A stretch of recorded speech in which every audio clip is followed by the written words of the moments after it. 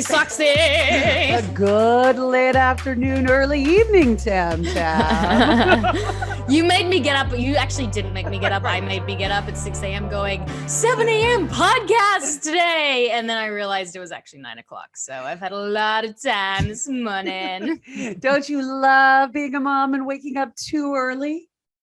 My second daughter, Lennon, has been getting up at 3 a.m. for the day, like fully just ready for the day. Won't go back to sleep. Won't, like, she's just ready to rumble. And like, I'm not good in the mornings. I don't know. I think you're a night person too. I'm just really bad. So I just give her to my husband and I just check out. I'm just like, sorry, I just can't do this. I love you, but I can't. My husband's a morning person. I'm like, I'm sorry, you get up at 5. Now you're just getting up at 3. You know what? It's good because our husbands love the morning. So we're just adding to that. I mean, it's like an added benefit to be able to hang out with your child in the morning early. Exactly. I actually heard a statistic that said, like, not a statistic, but a fact, sort of fact that said you actually couple with someone who's the opposite, like, circadian rhythm as you. So it gives you more time to parent children. That is so interesting. But now you're saying that really makes sense to me. Because Yeah. I feel like, especially for both of us, like we're the night owls, the husbands, right, can like wake up in the morning. They don't require much sleep either. They're kind of like, they're like gremlins almost, right? Gremlins. Although Sean went to bed at 8 p.m. last night. Like I was like, can we watch a show together? He's like, absolutely. And within 30 seconds, he was asleep. And I was trying to like go, do I be an asshole? Do I not be an asshole? Do I wake him? Do I not wake him? Do I think about myself? No, I was in such a good mood yesterday. I was like trying to be like totally like, you know what? It's all about being a good wife and like letting him rest. But like the old me, depending on where I am in the month, I'd be like, hey, you just said that you'd watch a movie with me. Get up. I mean, you know, he has to go to bed at 8 if he's getting up at 3. I know. You know, so I let him sleep. But then I kick him out of the bed because he snores. So I'm just like, okay, we're done. You're like, off to your bed now. Good night. I'm like, off to the couch. I think he prefers it there. I definitely don't annoy him as much as I would in the bed. So it's his safe zone. Yeah. Well, Roxy, who do we have on today? Because I need a little bit of encouragement and a little bit of motivation. I've been procrastinating just in life in general the last week. And I don't know if you're a procrastinator, but I leave everything to the last minute and I'm done with it. Like I'm done to change. I want to change. You know what? I think that we're going to be in for a treat because we have the setback to comeback king. He's a miracle maker. He turns messes into miracles. He's absolutely amazing. So inspiring. Yesterday, I went into like the best, deepest, dark black hole of him and just was listening to podcast after podcast because he's sort of one of those people that once you start listening to him, you literally don't want to turn it off, you know? And it's like so much great information. So without further ado, let's welcome Tim Storey. I was loving listening to you ladies. Oh my gosh. We can go on for hours. Really. Yeah, I feel like I was like an Alexa in your house, but I could just hear everything and just take it. That was awesome. As long as we can deprogram you by the end and you forget everything. Yeah, exactly. We do have a good repertoire. I think when we met, it was just like, we finished each other's sentences. Like we should have got married, you know what I mean? Like the two of us should have got married, but then we had our husbands, so like we had to deal with that. But it would have been great. Like we would have had no space between conversation. Can I tell you both what I picked up that I loved? Tell us, So this please. whole idea of, you know, Tammin was waiting for her husband. They're going to have like this Netflix and chill. And he does the typical thing that men do. This is typical. Okay. Like, okay, they're excited about it, but then they realize how tired they are, right? They get in the bed. So he had good intentions. I know. His intentions were good, but I like what you did. Just let him sleep. I know. Let him and you know sleep. what? And If I didn't let him Yeah. sleep, it's really because of me. Meaning like I have to deal with my own mess, my own mental mess. And that's just about like feeling, oh my goodness, he doesn't want to be with me. I feel insecure. Like, why would he choose to sleep over what? So that's just all my stuff that I have to deal with. And when I let him sleep, it means that I'm actually like rising above all my BS, which is not easy. Yes, I enjoyed that. And then I enjoyed this idea of that if of the man sleeping, put him on the couch.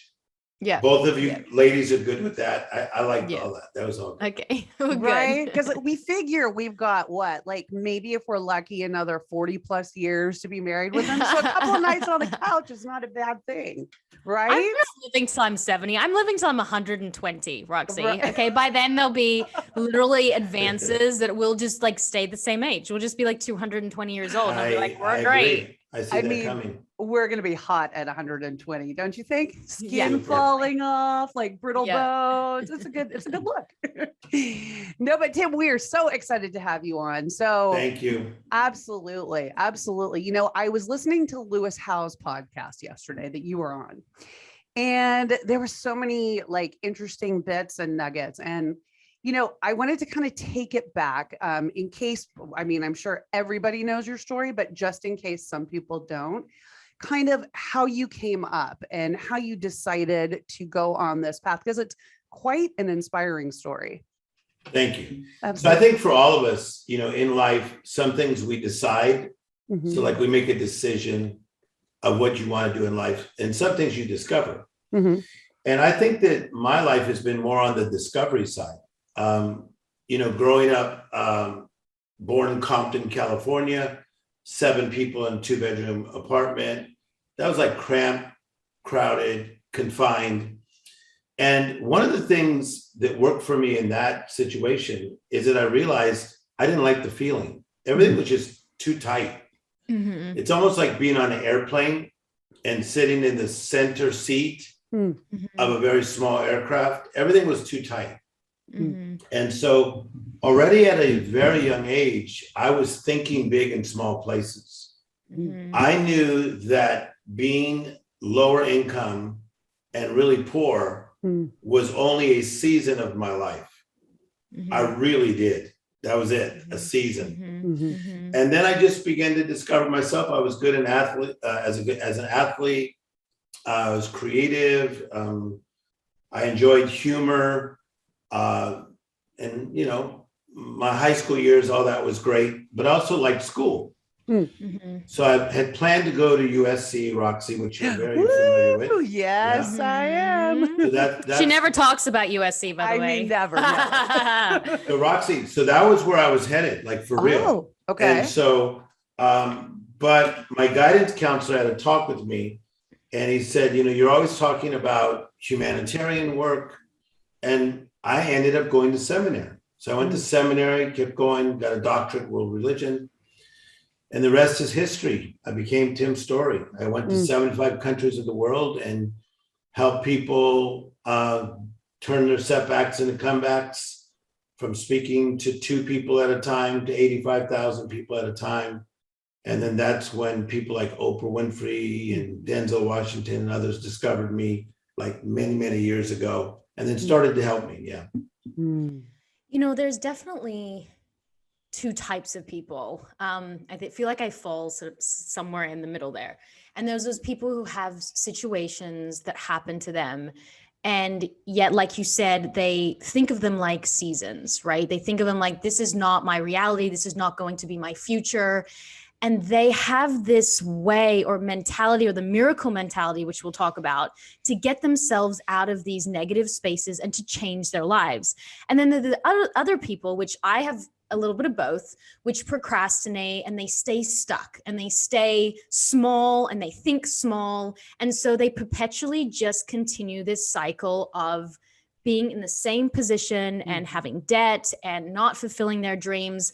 So what makes the difference between the one side and the other side? And if people are listening and you're stuck, how do you change yourself into having that miracle mentality? Because I'm assuming that it's not magic and it's probably not easy, but what are the steps to move in that direction? It's a great question. So I work a lot with psychologists, and a lot of psychologists that work with children, they talk about the innocence of a child in their dream. That if all of us were to go to a school and speak to kids that were like 5, 6, and 7, we said, what do you want to be? It'd be lofty things. I want to be a ballet dancer. I want to be the president. A little boy, I want to be in the NBA, or I want to play rugby. Oh, they would have lofty ideas. And so somehow down the line, life begins to knock the innocence out of us. Mm-hmm. And it could be challenges with our health when we're kids, our parents get divorced, somebody got molested. And so like things come at us that knock the innocence out. And I think that one of the things that we need to do is we need to align ourselves back with the innocence of our youth. And that's what I am really good at. So when I'm working with somebody that's very high profile, I take them back to the innocence of the youth and what they were dreaming about. And so the alignment of the innocence of what you used to dream about is so important. Yeah. You know, I think too, what was really beautiful that I was listening to you speak about is the magic of when we were children, you know, and really, you know, when you're a child, you aspire to be, you know, like a ballet dancer or an astronaut or whatever the dream is. And somewhere along the line from, you know, this aspiring, amazing, you know, child that's full of magic to adulthood, stuff happens, you know, and things break us down and the trials and tribulations of life. So, you know, it's so important to me. I know Tim and I both have kids, both under the age of 8. With my daughter, you know, I noticed myself kind of shushing her, you know, and being like, oh, shh.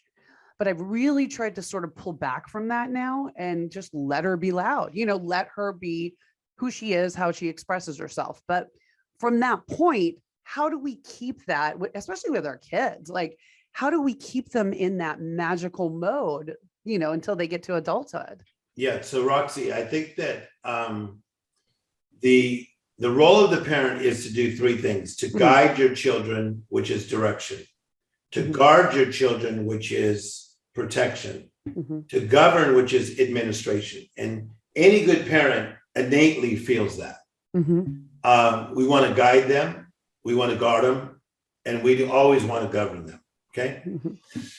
And so I think that what happens is that we have to pay attention to our children, what they're saying, what they're doing, and watch them. Like, are they going off this magical mindset that they started with? Because all it takes is a couple friends that come in with negative energy to take them off that purity and the innocence and the magical mindset, right? And so I think that it is our responsibility, strong word, responsibility, to really go in there and parent our children. And part of that is to mentor and to tutor them. So as all of us know, because we all have children, is that it's not just about being a buddy, but it's about being a mentor. And so I think that a lot of people watching right now, you were not mentored to stay in this innocence. You were not mentored to know that life could be different, better, and more magical. And so now we have a chance to reverse this situation and you know, align ourselves with the miracle mentality and also help others that we're around. So I love Grant Cardone. I actually met him through mutual friends. One of my best friends is pretty close with him and his wife and his family. And he talks about 10Xing. And she always used to say to me all the time, like, you know, just 10X your dreams, 10X your dreams. And I was like, okay, so if I want a very successful career, then I have to be thinking I'm going to win 5 Oscars. Because if I'm, you know, thinking about winning 5 Oscars, and I'll probably have a very successful career because I'll be doing everything I can to win 5 Oscars. And then if you kind of don't hit the top planet, then you'll, you know, be somewhere near the moon. So my question is, what is 10Xing, and do you apply it to your life, and does it actually work? Yeah. So I'll be talking to Grant in about an hour. Me and him are best of friends. We talk sometimes several times a week. Mm-hmm. So 10Xing is the way Grant sees it. Mm. And so I'm happy if somebody 1X's them doggone self. 2X, 3X. Right. I'm the only one that's ever spoken at 4 of his last 5 conferences. His 10X conference, I'm the only one that's done 4 out of 5. I will say this, that I believe in the 10X, obviously, but I also believe you better start with just getting better. And if you can just work on getting better and getting a little better, then a little better, then a little better, then you could look and you go like, whoa, I'm 5X in it. Yeah. And the X just means like amplify. Amplifying what you want, right? So like Amplify. if you want to get out of debt, amplify and say, I want to buy a massive mansion. That's amplifying it, right? And what is the thoughts behind that? Does it mean that if you amplify your dreams, then you'll work harder? Well, I think it depends on how people are coaching people. So let's take in any type of genre, whether it be acting, you have great acting coaches that do it different ways. Vocal coaches like Seth Riggs, my buddy, he did Mariah Carey, he did Celine Dion, everybody. But there's other vocal coaches that do it different, okay? So the way I coach people that seems to be working is I like to take them step by step and just getting better, getting better. And then if you suck for 3 days in a row, so be it. Let's get back to being better and better and better. And so I teach this idea about being different, better, more magical. Different, better, more magical. Different than you've been. Let's get better every day and let's become more magical. More magical is more extra. So do I adhere to Grant Cardone's 10X? Yes.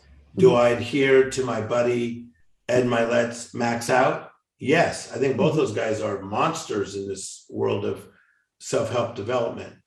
And, you guys, some of you know who I coach, the biggest stars in the world. So I must be doing pretty good without calling it those terms. I'm looking to get people better. I thought it was interesting. I was listening to you and you were talking about people who are living and people who are almost living. So, and I didn't that really kind of resonated with me because I didn't realize, but then I started to think about it and I'm like, yeah, that's right. There are people that probably are just going through day by day, just trying to get through the day. There's no real joy. There's no spark. There's no magic. So what do you say? And it's easy to get mired in your own, day-to-day, stuff. But what do you say to those people? How do they go from a life that's almost living to a life that is fully living? Yes. So Roxy, what you're talking about is this 3 levels of living: almost, most, and utmost. Yes. The almost is not quite, nearly, sort of. Like I was almost happy. The relationship almost worked. I find that most people are stuck in an almost place, and that they become, this is going to be like strong and deep. This is a Tim Storeyism. They become a discount version of themselves. Wow. Yeah. I seriously believe most people have become a discount version of themselves.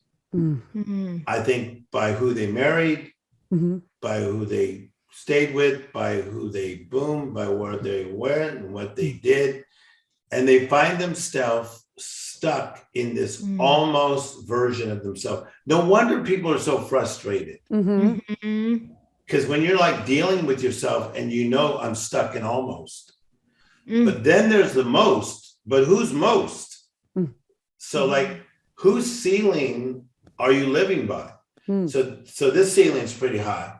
But if I was to let a helium balloon go, in some ceilings, it would only go so high. But if somebody has really high ceilings, it goes and goes and goes and goes and goes. And so that is your most. So I believe you have the almost, you have the most, but whose most is your most? And then you have where we live, where all three of us choose to live. Mhm. And that is the utmost. I don't live life with a ceiling. I just really don't.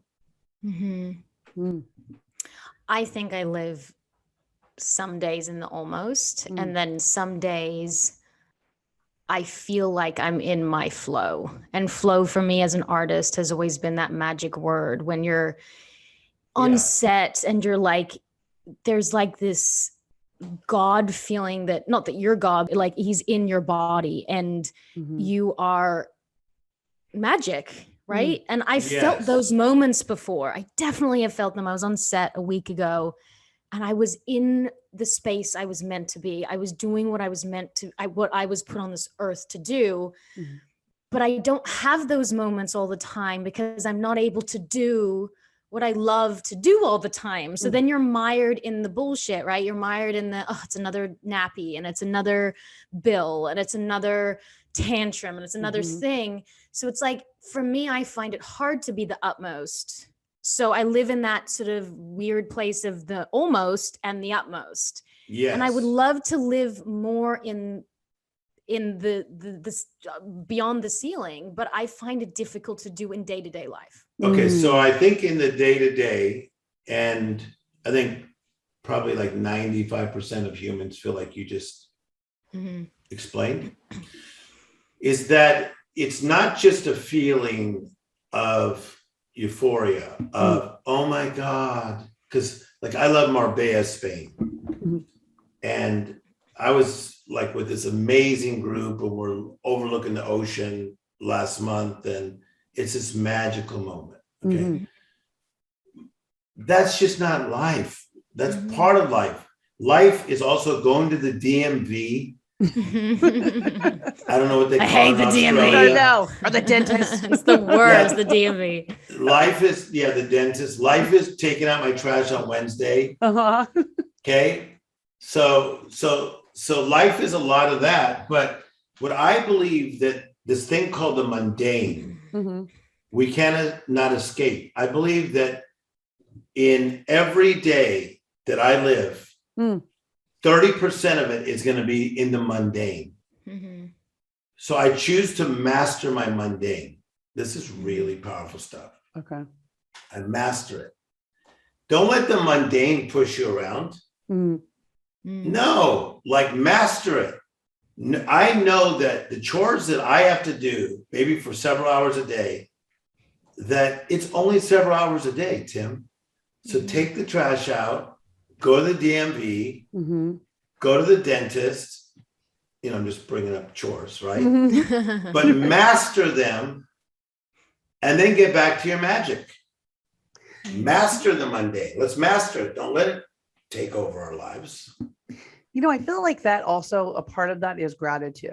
We are thankful to be alive, to, live another day and kind of have that, mindset, because even maybe you can even find magic. Now, this is going to sound very woo-woo of me. And, in the dirty diapers, Tamma knows this is magical. But maybe there's even magic sometimes in pulling the trash out to the curb, and just being like, you know what, I'm alive. Like a lot of people don't 100%. Right? Like a lot of people don't get that luxury. No. Right? So like the parent that's lost the child, believe me, would be begging to do another diaper. Yes. And it's like, it's in that thought process that you go, I'm lucky that I get to be woken up at 3 a.m. in the morning. You can still be like frustrated, but like the fact that she needs me is a beautiful thing.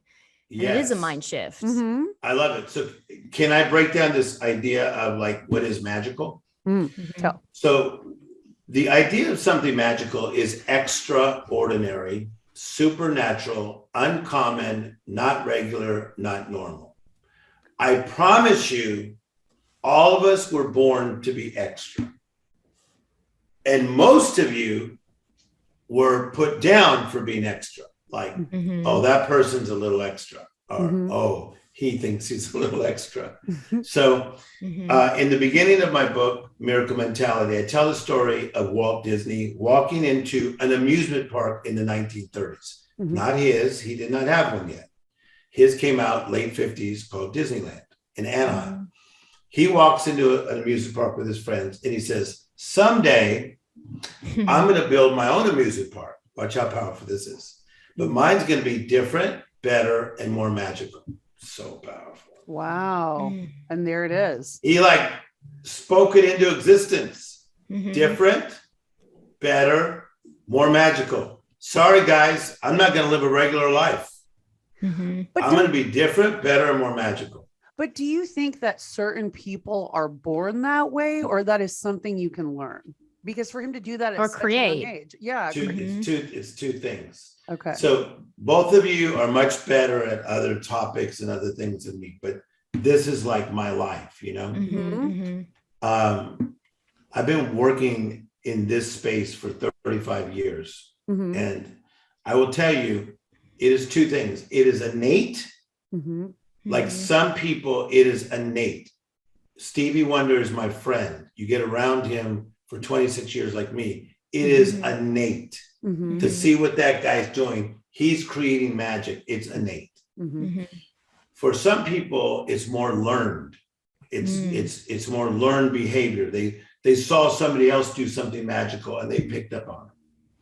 And for some people, it's a hybrid of it's innate and learned. Okay. So for you guys, I'm just getting to know you on this level. So I think that mine is partially innate and partially learned. I got to see people making magic early and I went, that's me. So many people want financial freedom and they feel like they can't achieve it, especially in America, where there is so much debt and we've been taught to like borrow money and not save and all these things that like these misconceptions about money. How do you build financial wealth? Like what do you have to do in your mind before you start to change your financial situation? I call it the law of the harvest. And I've taught this probably in 40 countries, is that everybody wants the harvest. And so even on social media, everyone's talking about the harvest, like, oh my God, I was this way, now I'm this way. Okay, awesome. So that's the harvest. But before we get to harvest in anything, okay, you have to plow the ground. You have to plant the right seed, You have to water the seed, which is repetition, and then you reap the harvest. So if I'm dealing with somebody, let's say they're 22 years of age, and they say, Tim Storey, I saw your friend and I too want a Lamborghini. I'll start like, let's start with showing up on time for work at McDonald's. How about that? So to me, that's plowing the ground, planting the right seed, watering the seed, and then reaping the harvest. Okay. So I started as a dishwasher, but I did it with everything I had. I was a busboy. I did it with everything I had. I was a waiter. I did it with everything I have. So I'm all about the plow, plant, water, harvest. You know, I think it's interesting too. We talk a lot on this podcast about finding your authentic self and your purpose in life. And I think also for a lot of people, they don't know their authentic self, you know, and they're still trying to find out their purpose. And it is daunting. Like if you feel like you're kind of, you know, lost and you don't know what to do, how do you even find your purpose? Or how do you even find that authentic self that will then help you find your purpose? Like what are those steps? Okay, I think 3 steps that will help. Number 1 is to stop. I feel that if you look at both of your lives, there's been times in your life where life just stopped you. And part of it is in childbirth. You know, I've never given birth to a child, but my ex-wife did. And so I was just only part of the journey, but you're kind of one-on-one. You're in your own thoughts, and you're gonna give birth, even if there's a doctor or a nurse, or you did it at home and your husband's telling you to breathe and giving you ice chips. So you got to stop, and then you got to look within, You got to stop, you got to look, and you got to listen. Mm. See, I knew I was Tim Storey a long time ago. I was sitting in Oprah Winfrey's backyard, just me and her just talking. And she said, at what point did you know you were Tim Storey? And I told her my age, when it was, and I was very young. And she got teary-eyed and she said, I'll tell you when I knew I was Oprah. And she told me the age. And she goes, you just know, don't you? I go, yeah, you just know. So you both knew that there was something about you, but you got to stop, you got to look, and you got to listen. You got to doggone remember who the heck you are. It makes me want to cry because, like, you know, I've been, I was a child actor, 15 years old. I was on a big TV show here in Australia. And, you know, we talk about this, like I was overweight, lost the weight, then was on a big TV show and did 100 magazine covers by the time I was 20. I'd recorded 2, you know, platinum selling albums by the time I was 22. I was on big shows here in America. And then you have kids, or at least for me, I had kids, and I kind of lost who I knew I was. Yeah.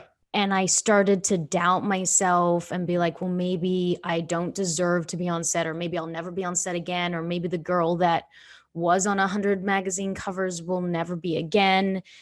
And then it just sort of goes into that spiral. And what starts to happen, or at least what happened for me, is sort of everything and the opportunities just stopped.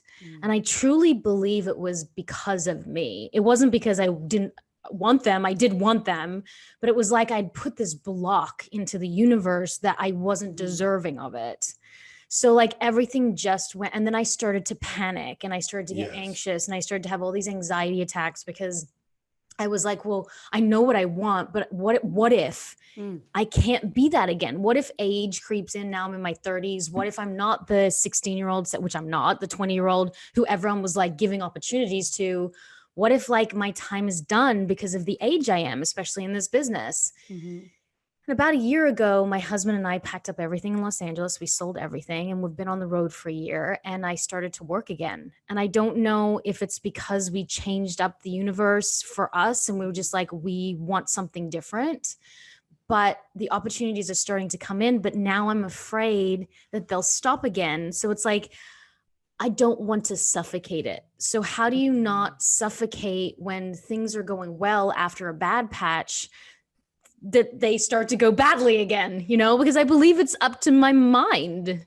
Yeah. So number one, thank you for telling that story, because yours is unique. Like, I don't think that many people can identify with that. Like, I was a child star. I was on 100 magazine covers and I still am a star. I mean, not too many people really get that life. So I would say to you, it took a lot for you to get there. And if I was coaching you, I would say to you, that was a season in your life. And so let's enjoy that season for what it was. Okay. Let's reflect. Let's be happy. Let's have gratitude. That was a season. So now you're in a season of marriage, motherhood, and also, you know, going to do some of your other projects, but now you have different assignments. So now Tammin has different assignments. You're not just this one dimension. Watch how powerful this is. So in this season, which I call a season of quiet, this is where you need to be built up for your next journey. And we can use a season of silence as a library in a sanctuary, a library of getting deeper, and a sanctuary of getting more together about who we really are. For instance, you know, famously, I've worked with Robert Downey Jr. since 1999.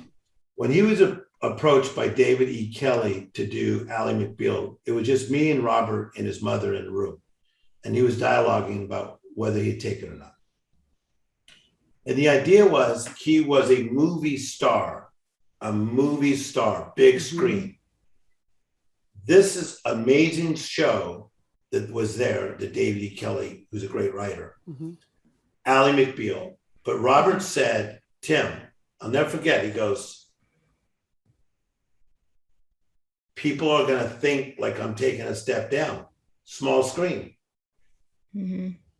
I said, let's take it. Because people have seen the challenges in your life. Let's take it and let's work on you behind the scenes, the library and the sanctuary. And Robert then now has quoted me all these years because I said, in your case, the greater the setback, the greater the comeback.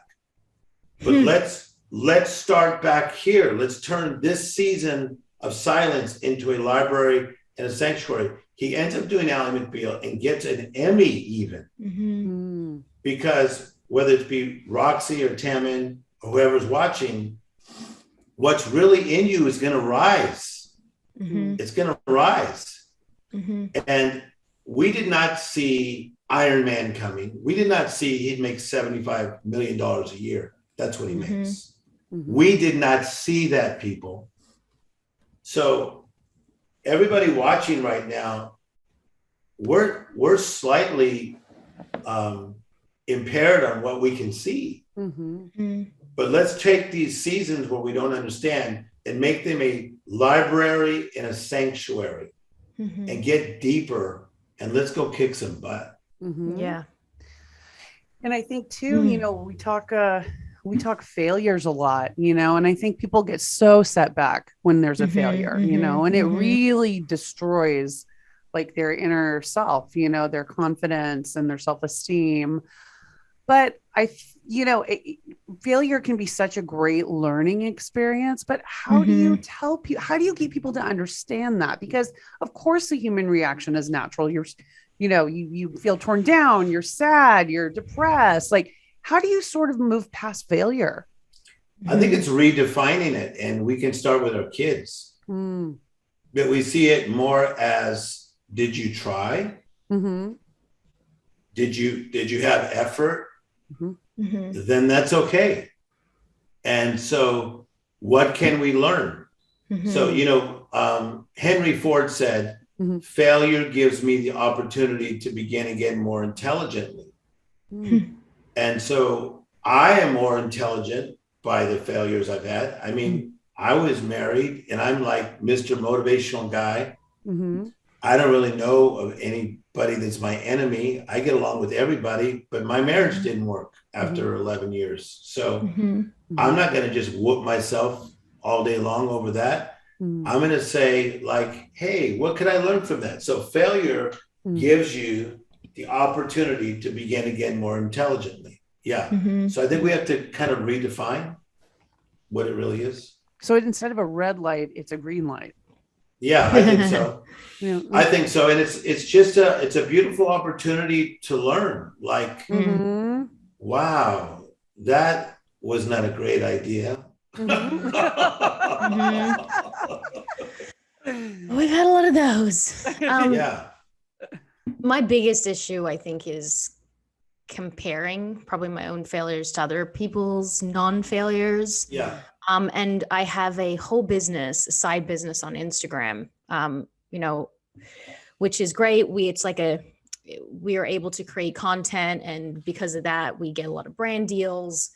And I have to be very careful, because if I go down that rabbit hole, I can be looking at people doing bigger, better, greater. Yeah. And it should be, gotta be careful of that word should, something to inspire. But it makes me feel worse about my situation and myself. And that's probably because of the business I've been in. When you're in a business that always compares you to like the person who got the job and you didn't get the job because you're too tall, too this, too big, too small, too don't look like, whatever it is, you're being compared all the time. So how do you stop comparing your race to somebody else's race? Because we're so different. And I want that to not be part of my life anymore. I don't want to compare. Yeah. So there's a saying, and when you say these things, I take them in. I think a lot of people that are interviewed, they just have like these patent answers. Like I'm really listening to what you both are saying. I think that in this case of what you're talking about right now, is that you have been born an original. Let's not die a copy. And so, like in the country you're living in, Gwyneth Paltrow I'm sorry. I was going to say, who's the lady that was Nicole Kidman? Mm-hmm. Nicole Kidman. I mean, what an actress, right?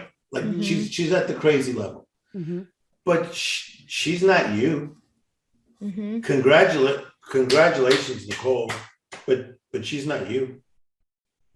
And Roxy and whatever people that are in your group, phenomenal, but they're not you.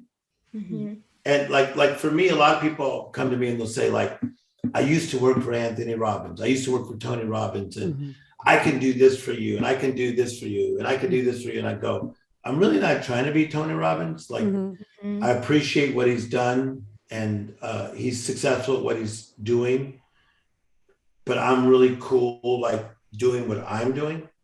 So I think when we get this down to this idea of we've been born an original, like there's only one of all three of us. Let's not die a copy. All I want to do is my assignments. A lot of my conversations with Oprah, because we have great talks one-on-one, she cries. And one time she really cried because I said to her, I said, do you realize that we have been spoken over? We have been spoken over. So whether you want to call it God or the universe, however people like to say things, I believe I've been spoken over. I believe both of you have been spoken over. I just want to do what I'm supposed to do. I just want to do my assignments. You know, I think that's a really beautiful thing. And, you know, Tam and I are definitely believers in the universe and spirituality and, you know, all of those things. But I wonder for somebody who isn't, how does that sort of, you know, kind of tailor the way that you coach them or like you talk to them about things like that if they don't have that belief? Yeah. And there's a lot of people that I coach that I never once talk in depth about spirituality because that's just not where they're at. And some of them I've coached like 10 years. But I do find that they change, they shift, not by my words, but by what they feel coming from me. So I think that the whole idea is still to trigger ourselves back to our innocence. Can I give an example? So growing up in this house in Compton, you know, we're really into Motown music, you know. So I'm mixed. My mother is Spanish, my father's Black. So I'm really into Stevie Wonder, Smokey Robinson, Diana Ross and the Supremes, the Jackson 5. I love Marvin Gaye. Every single day, I listen to that music. I didn't say sometimes, I said every single day. I was listening to that music before this podcast started because I trigger myself. I trigger myself. When I hear those songs, it's little Timmy from Compton. So it is going back to your the child, like the magic. What the heck? Of course. Yeah. Like I could be in the most dignified group ever. And I am little Timmy from Compton, but do I have class and style? Yeah. But I'm still got that little miracle mind mentality. Oh, I'm still thinking big.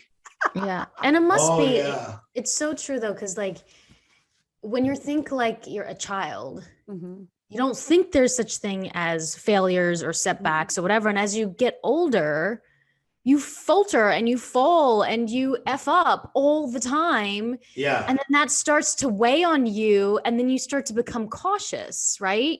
It's like, how many times do you have to like drive and then you accidentally have a little ding in your car. And now I'm cautious when I drive because I've hit my car a few times, right? Little dings, don't you worry. Yeah. It's like hitting the gate, right? So now I'm so cautious when I go out the back door. But it's like, you don't have that as a kid. Like, it's like a clean slate. Yes. So it's just trying to get back to that clean slate of being But magic. you can do it every day. Right. It's repetition, right?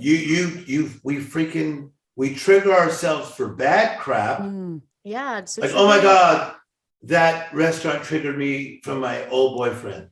Yeah. Okay, what? Everything's a trigger for me. Okay, so we can trigger ourselves to the beautiful places Yeah. And music is one for me.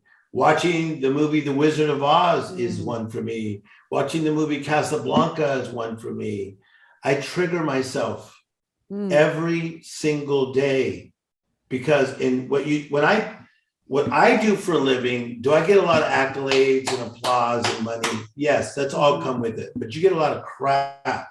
I'm dealing with the fact people want to kill themselves. People want to finish. People are done. People are disappointed. If I let all that stuff just pile in on me, I'd be in trouble. Man, I got to trigger myself to that better place. So that's what you do when you're going in sort of that negative spiral. That's what you do, is kind of do something like that that reminds you of like the magic. I'll give you the quick steps. Number one, you have to become awake. Boom. So all of us, as we're moving through life, you got to wake up and go, oh crap, what's my life? Secondly, you take inventory. Where's my mindset? How am I thinking? Why am I thinking this way? So number one, you become awake. Number two, you take inventory. Number three, and this is why I like your guys' friendship, you got to partner with the right people. You got to partner with power. Partner with power. So you become awake, take inventory, partner with power. Then you got to get back to your principles. Okay. You got to get back to your principles. Then you got to get back to your plan. You got to stay on that plan. That's where I'm a master. I know how to keep people going back to that plan. What is that plan? What is that plan? So if I worked with either one of you coaching you, I'm telling you, you're going to hear that come out of me all the time. Like, are we on the plan? Are we on the plan? Because we get these detours, we get these delays, we get these denials, and many times people get off the yellow brick road. Yeah, it's so true though. Do you really believe you can think your way happy? Or do you think that some people are just born with a brain that is just, it's not possible? I think, or do you think it's possible for everyone? I think some people are born with a brain and they're very like dense. And they almost have it better than us. Yeah. Oh my Lord. Yes. Like, ignorance. I wish I was ignorant. Exactly. They're like, dude, where's my card? Like, dude, I want to be that person. Freaking Tim Storey. Whoa, I manifested you. Oh my God. I want to be that person. Can I be that person? I meet a lot of them in every seminar I speak at. Dude, freaking Tim Storey. So yeah, I think that some people have been blessed with the gift of being dense. And but I also think that a lot of people have been born in a way where, you know, just crap went down and they battle depression, or they're schizophrenic, or they're bipolar. So that's where I look for the better. So if you're used to having 3 bad days in a row, let's try to sneak one good one in. Isn't this beautiful? Yeah. You got to start somewhere. You got to start somewhere. What the heck?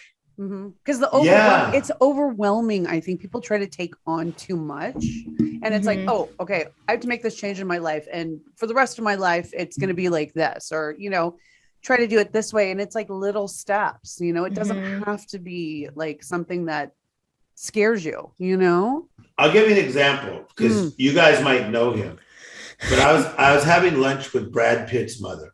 Ooh. And see, Roxy, I told you, you manifested. She keeps manifesting Brad Pitt. There we go. 1 degree of separation. I know, right? There we go. Don't tell my husband. Well, if you want me to call his mother, it's not a big problem. I love it. I love it. Or Brad. But there was a time that the mother said, I was begging him to come home from Hollywood because it was not working. Wow. She said, I was begging him. It's not working. And she said, he had this talk with me and said, Mom, you don't understand. I have nothing to go back to. I'm not supposed to live in Missouri.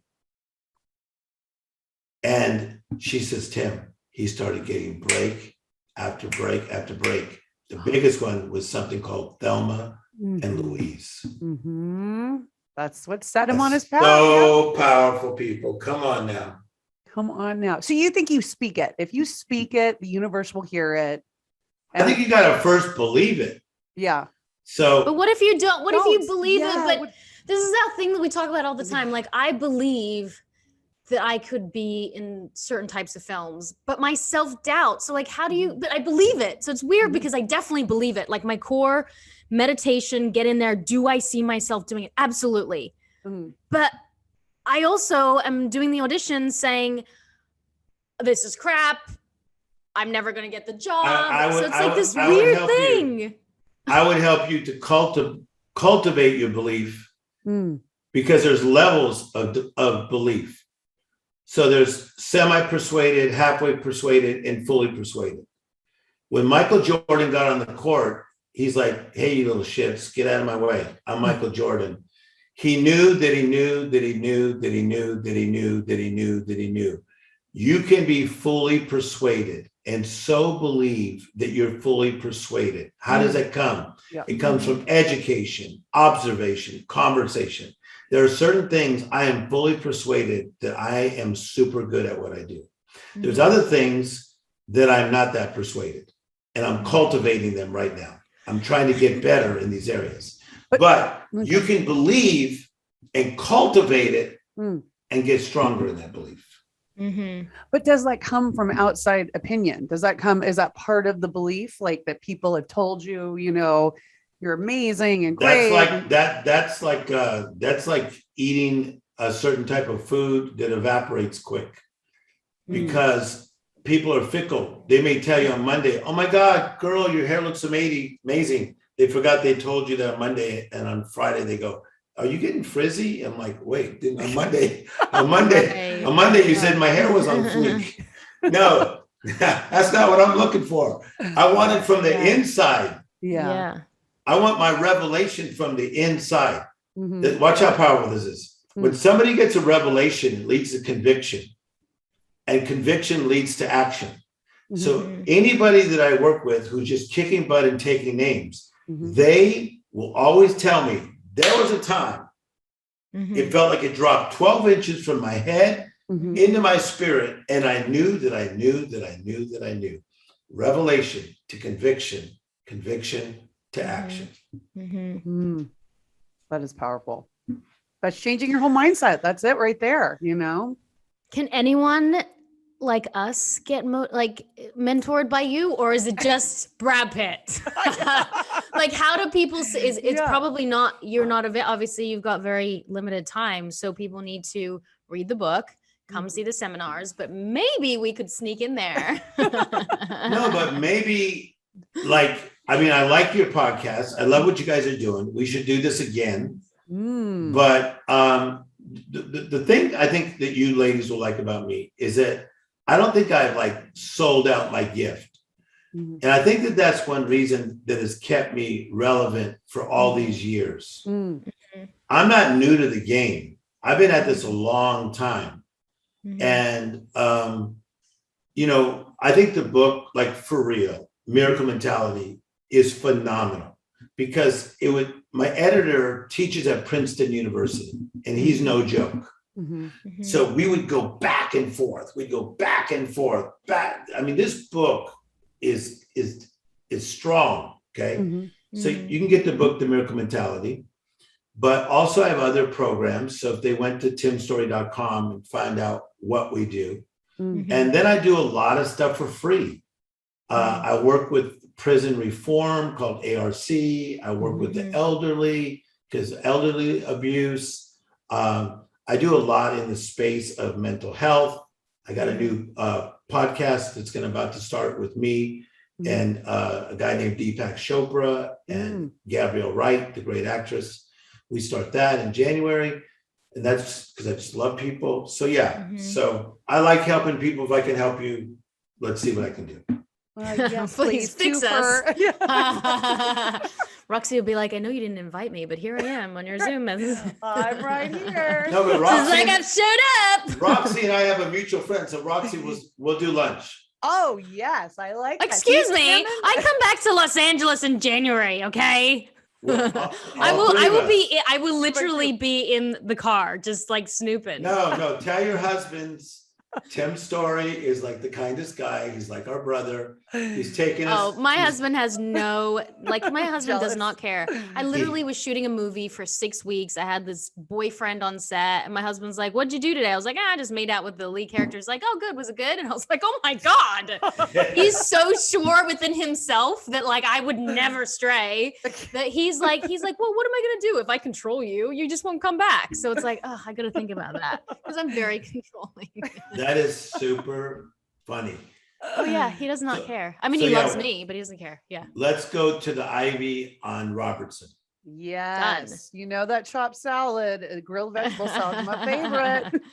I've had a few meetings down there. Yes. Yeah, Woo, I love fancy. We the like it. Ivy. I think I lived my whole 6 months of, so my parents, so I came from Australia and came to the States to like start over, right?